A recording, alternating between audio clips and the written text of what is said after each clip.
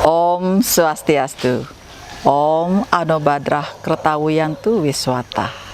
Semoga pikiran baik datang dari segala penjuru. Umat sedharma dimanapun berada, semoga semuanya berada dalam keadaan baik, sehat dan berbahagia. Kita berjumpa lagi melalui video layanan agama Viola Kemenag Badung. Pada kesempatan ini, kami akan menyampaikan suatu topik yang berkaitan dengan kehidupan setelah kematian, yaitu, dapatkah kita menolong orang tua dan leluhur dari neraka? Umat sedharma, kasih sayang orang tua tiada berbatas. Dari sejak dalam kandungan hingga dewasa, bahkan setelah menikah pun, orang tua senantiasa mengupayakan yang terbaik untuk kita. Walau terkadang caranya keliru atau kita tidak bisa menerimanya. Namun demikian, seburuk-buruknya orang tua, kita harus tetap hormat dan menyayangi mereka, karena kita berhutang nyawa dan kehidupan pada mereka. Berkat orang tua, kita lahir sebagai manusia, karena dengan kelahiran sebagai manusia, bagaimanapun keadaannya, kita harus bersyukur. Sebagaimana disebutkan dalam Sarasa Muscaya bab 1 sloka 2, bahwa di antara semua makhluk hidup, hanya yang dilahirkan sebagai manusia sajalah yang dapat melaksanakan perbuatan baik ataupun buruk. Leburlah ke dalam perbuatan baik segala perbuatan-perbuatan buruk itu. Demikianlah pahalanya menjadi manusia. Sebagaimana tujuan utama kelahiran kita di dunia adalah untuk memperbaiki karma, sehingga kita bisa mencapai moksa. Umat sedharma, mari kita renungkan sejenak. Adakah keterkaitan kondisi kehidupan kita sekarang dengan keadaan orang tua kita atau leluhur kita di alam sana? Untuk itu, saya ambil contoh sebuah aliran sungai. Ketika di hulu sungai terjadi gemuruh atau bergelora dan airnya keruh, maka demikian pula yang terjadi di hilir, dan mungkin bisa lebih buruk lagi, karena ketika dalam perjalanan menuju ke hilir, air tersebut bisa saja menumbangkan pohon, menghanyutkan ternak, ataupun kotoran lainnya.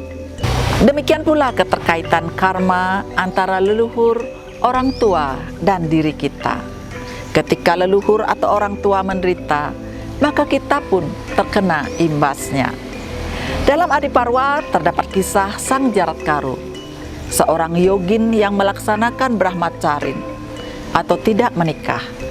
Walaupun dia seorang yogin dengan kekuatan ilmu yang sangat tinggi, namun ada sesuatu yang mengganggu kalbunya. Maka pergilah beliau ke surga untuk melihat keadaan orang tuanya. Dengan kekuatan tapa beratanya, ia ingin tahu, sudah di sorga tingkat berapakah orang tuanya berada. Namun apa yang terjadi? Dia malah melihat orang tuanya ada di neraka, karena tidak adanya keturunan yang mengangkat mereka menuju Pitraloka.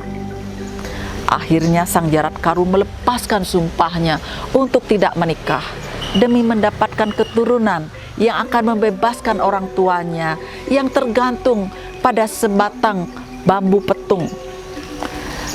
Dan singkat cerita, Sang Jaratkaru akhirnya menikah dengan seorang putri naga yang bernama Nagagini Jaratkaru. Dari pernikahan ini lahirlah seorang putra yang bernama Astika.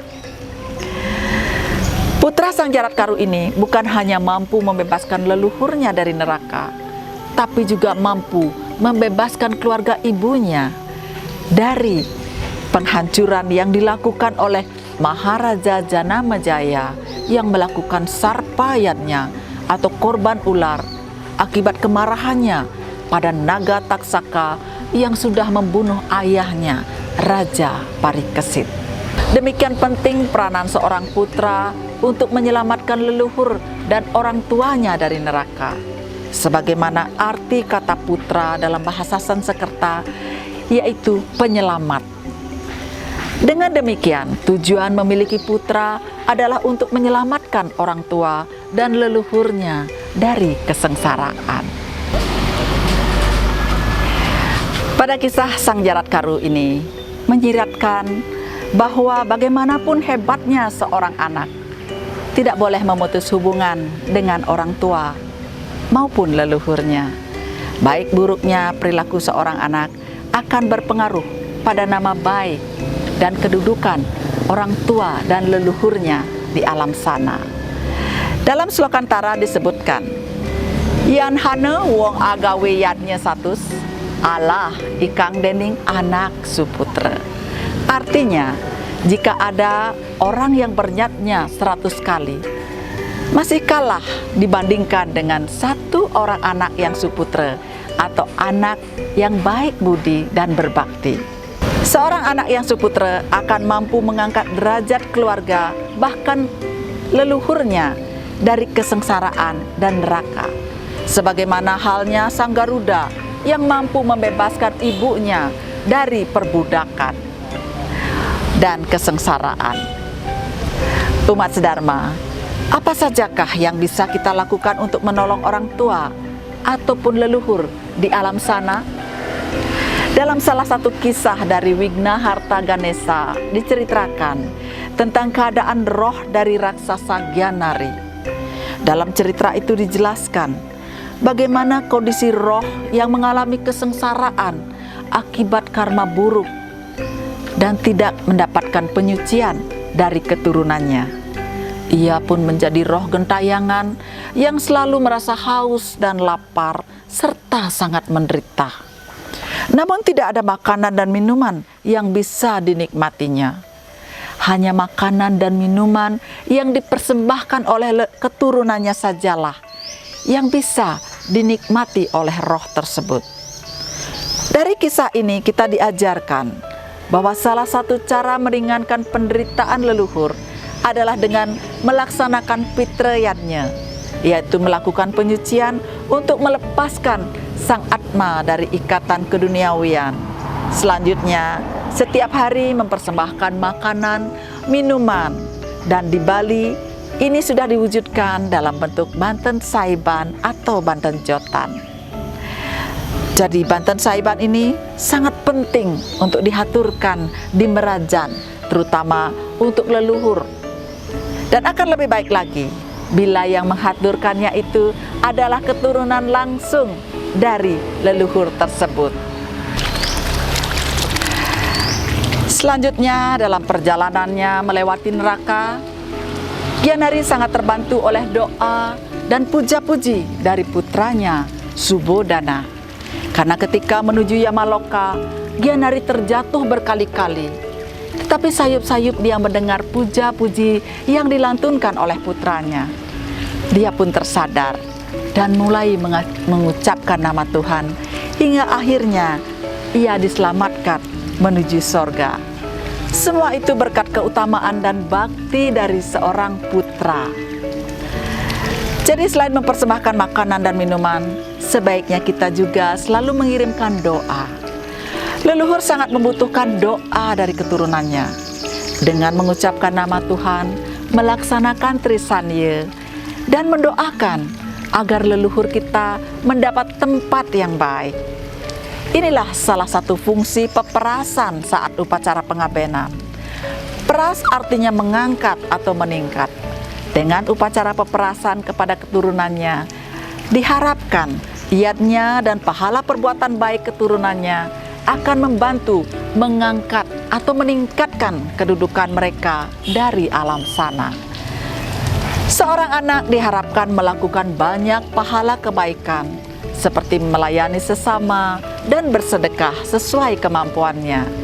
Dengan menyelamatkan orang lain, berarti kita menyelamatkan diri kita sendiri, leluhur, dan orang tua kita. Ibarat seorang petani, semakin banyak ia menabur benih, semakin banyak juga ia akan mendapatkan hasil panennya. Kemudian timbul pertanyaan lagi, apa efeknya jika kita mendoakan dan berbakti pada orang tua maupun leluhur? Sebagaimana aliran sungai yang tenang dan jernih dari hulu sampai ke hilir, maka di sana akan mudah ditemukan ikan dan berbagai sumber kehidupan. Dalam Sarasa Muscaya 250 disebutkan, Adbi padana silasya nityam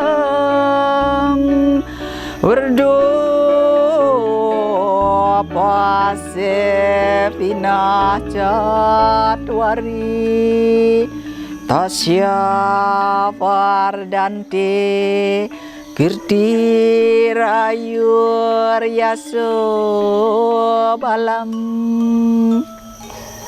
Artinya, ada 4 jenis pahala hormat bakti terhadap orang tua, yaitu yang pertama adalah kirti atau pujian dan nama baik. Yang kedua adalah ayuse, yaitu umur panjang. Yang ketiga adalah bala, kekuatan atau pertolongan dalam menghadapi tantangan dan kehidupan. Dan yang keempat adalah yasa, atau jasa atau kebaikan dari leluhur yang bisa dalam wujud keturunan yang baik, rezeki, dan kebahagiaan. Untuk itu, upaya yang bisa kita lakukan adalah dengan upacara pitrayannya, mempersembahkan makanan, minuman, dan doa, serta melakukan pahala kebaikan. Umat sedharma, demikianlah yang dapat kami sampaikan. Semoga bermanfaat. Akhir kata kami haturkan para mesanti. Om Santi Santi Santi Om.